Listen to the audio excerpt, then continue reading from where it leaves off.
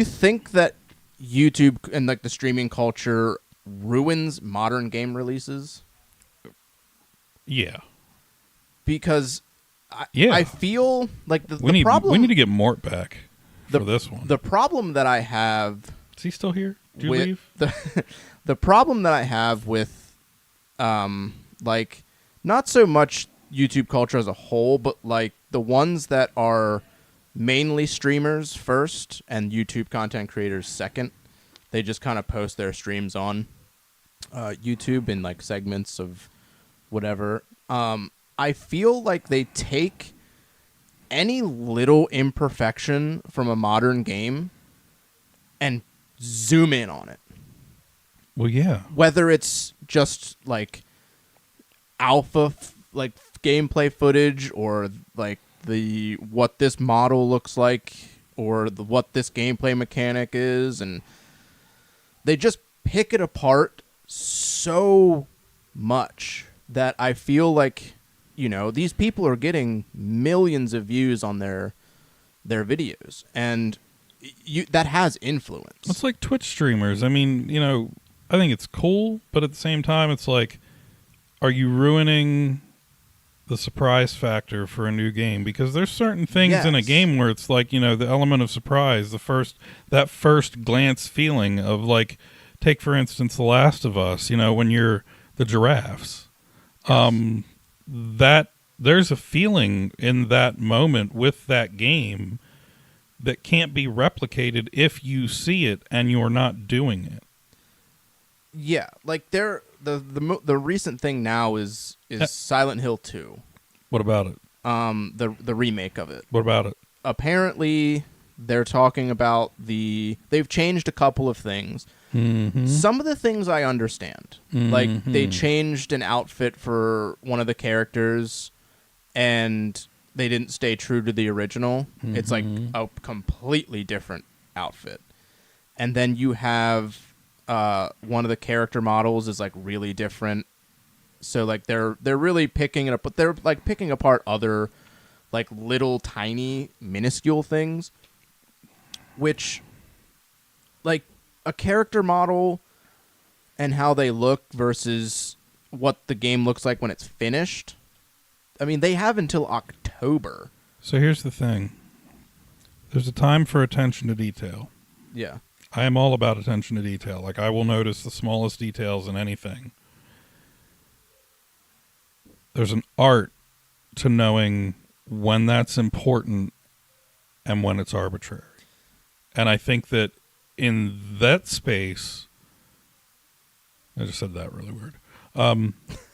But in the space for YouTube culture, every little thing is an opportunity.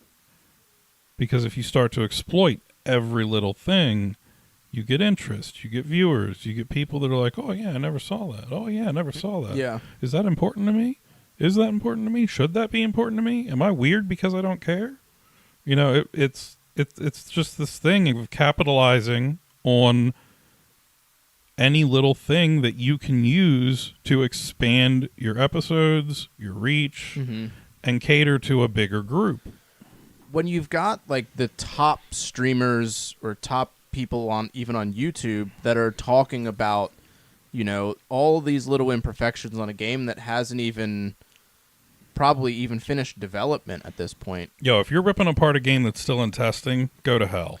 So like, I'm sorry, this is a trailer that's been released to the public. So it was like their update trailer on the game. It gave the release date. It didn't really show a whole lot.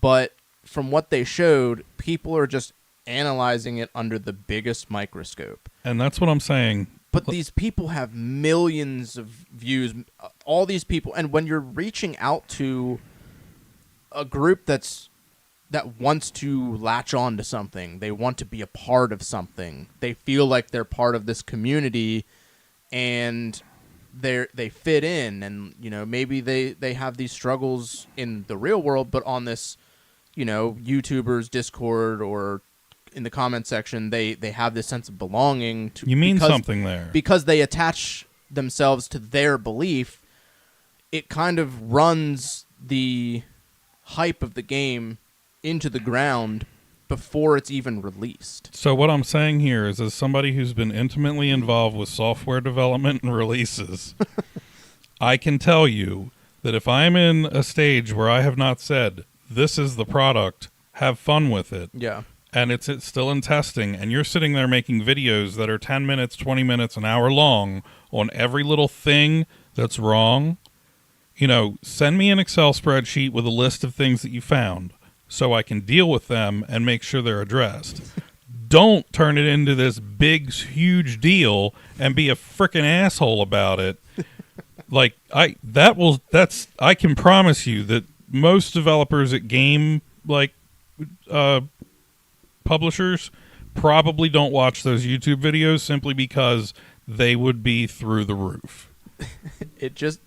I don't know why, but it just made me think of that scene in Grandma's Boy where the guy walks into JP and he's like, hey, we noticed that, the elves in the level, you can't tell them apart. So what if we just rendered them different colors? It would save development time and it would, you'd be able to tell them apart.